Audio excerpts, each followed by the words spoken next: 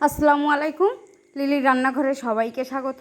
তো আজ আমি নিয়ে চলে এসেছি সুজি দিয়ে দারুণ মজার একটি টিফিন রেসিপি বা জলখাবার রেসিপি। আর এইভাবে টিফিনটি বানিয়ে খেলে অনেকক্ষণ পর্যন্ত পেট ভরা থাকবে আর সময়টাও লাগবে খুবই কম। আসুন তাহলে দেখে নেওয়া যাক আজকের জলখাবারের রেসিপি। তো এর জন্য আমি একটা প্রথমে বোল নিয়েছি আর বোলের মধ্যে নিয়ে নিচ্ছি এই রকম বাটি মাপে 1 বাটি সুজি। এবার এই সুজির মধ্যে আমি ওই বাটির মাপে 1.5 বাটি মতো জল দিয়ে দেব। দিয়ে সুজিটা ভিজিয়ে রেখে দেব 10 থেকে 15 মিনিটের জন্য। তো ফিরে এলাম 15 মিনিট পর। আর সুজিটা ফুলে মোটা হয়ে গেছে আর জলটা পুরোপুরি টেনে নিয়েছে। আর দেখুন সুজিটা এই রকম অবস্থাতে এসছে। এবার এর মধ্যে দিয়ে দেব 1.25 বাটি ময়দা ওই বাটিরই মাপে। দিয়ে দেব একটা বড় সাইজের কুচনো পেঁয়াজ আর দিয়ে দেব 2 থেকে 3টে কাঁচা লঙ্কা কুচি। আর এখানে ঝালটা যে যার টেস্ট অনুযায়ী দিতে হবে। এবার স্বাদ মতো দিয়ে দেব লবণ আর দিয়ে দেব হাফ চা চামচের থেকে একটু কম পরিমাণ জিরে গুঁড়ো আর দেব গোলমরিচ গুঁড়ো। দিয়ে দেব অল্প একটু হলুদ গুঁড়ো। এটা দিলে কালারটা খুব সুন্দর আসবে।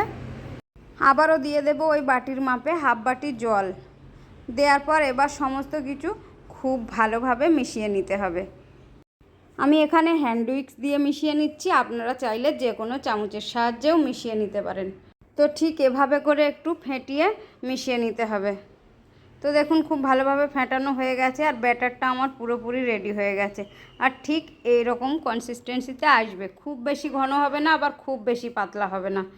তো এবার চুলাতে একটা প্যান বসিয়েছি আর প্যানের মধ্যে দিয়েছি অল্প একটু সাদা তেল। এবার তেলটা একটু নেড়েচেড়ে ভালো মতো গরম করে নিয়ে ঠিক এই রকম একটা গোল চামচের সাহায্যে কিছুটা করে ব্যাটার তুলে এভাবে করে প্যানের মধ্যে গোল গোল করে দিয়ে দেব। দিয়ে কিছুক্ষণ রেখে দিতে হবে একটা সাইড হয়ে আসা পর্যন্ত। আর একটা সাইড হয়ে গেলে উল্টে দিতে হবে। তবে এখানে ঢাকা দেওয়ার কোনো প্রয়োজন নেই, এই টিফিনগুলো খুব তাড়াতাড়ি রেডি হয়ে যায়। আর প্যানের মধ্যে আমি যেটুকু তেল দিয়েছি এই তেলের মধ্যেই আমি সমস্ত টিফিনগুলো রেডি করে নেব বন্ধুরা। এখানে খুব বেশি তেলের প্রয়োজন হয় না আর খুব বেশি উপকরণও লাগে না। খুব অল্প উপকরণের মধ্যে আর খুব অল্প সময়ে এই টিফিনটি রেডি হয়ে যায় আর খেতে অসম্ভব টেস্টি হয়।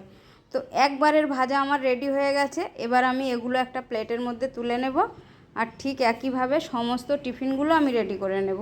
আর বন্ধুরা এভাবে একবার হলেও বাড়িতে বানিয়ে দেখার রিকোয়েস্ট রইল। বানানোর পর কেমন হলো আমাকে কমেন্টে জানাতে ভুলবেন না। আর একবার এই জলখাবারটা বানিয়ে খেয়ে দেখুন, কথা দিচ্ছি বারবার বানিয়ে খেতে হবে, এত টেস্টি হয়। আর এইভাবে বানিয়ে দিলে সব থেকে বেশি খুশি বাচ্চারা হবে। তো বন্ধুরা আমার সমস্ত জলখাবার রেডি হয়ে গেছে। দেখলেন তো বন্ধুরা রেসিপিটি বানানো কতটা সহজ। আর শুধু তাই নয়, খুব কম সময়ের মধ্যে রেডি হয়ে যাবে।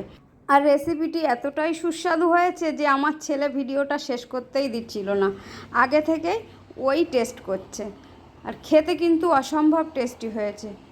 তো বন্ধুরা আমার রেসিপি ভালো লাগলে লাইক কমেন্ট শেয়ার করবেন আর সঙ্গে চ্যানেলটি সাবস্ক্রাইব করতে ভুলবেন না। তো আজ এখানেই বিদায় নিচ্ছি, আবার দেখা হবে অন্য কোনো রেসিপিতে। আল্লাহ হাফেজ।